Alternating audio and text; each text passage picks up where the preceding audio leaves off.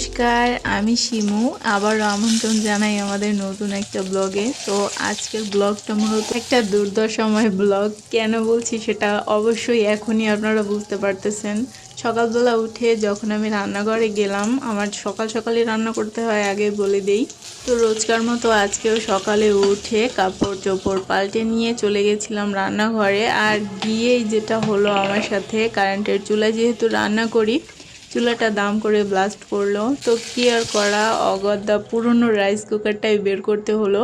ভাত তো কোনো মতে হয়েই গেল, আলু মিষ্টি কুমড়া সেদ্ধ দিয়ে। কিন্তু এবারে তরকারির কি হবে?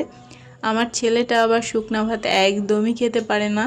যাদের ঘরে বাচ্চা আছে একমাত্র তারাই বুঝবেন। আর শহরে থাকা তো মানে কি যে দুর্দশা, আর বলার কথা নয়। রাইস কুকারটা ছোট এবং একটা বাটি, এ কারণে ভাত নামানোর পরে ছোট্ট একটা স্টিলের বাটিতে করে আমি তরকারি করেছি। বিষয়টা একটু রিস্কি হলেও আমাকে করে নিতে হয়েছে।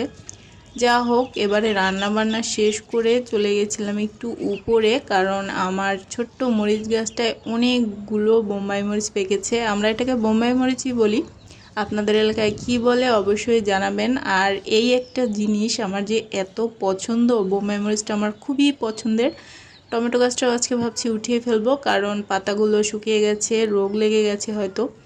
আর এখানে ছোট্ট ছোট্ট চেরি টমেটো হয়েছে, দেখতে কিন্তু দারুণ সুন্দর লাগছে। তো চলুন মরিচগুলো এবারে তুলে নিই। এগুলো কি করব আমি জানি না, এতগুলো মরিচ তো খাওয়া সম্ভব না, হয়তো শুকিয়েই রেখে দেব। তো খুবই লোভনীয় লাগছে কিন্তু দেখতে।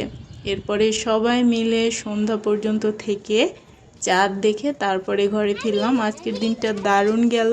কেমন লাগলো সবার জানাবেন। সবাই ভালো থাকবেন, ধন্যবাদ।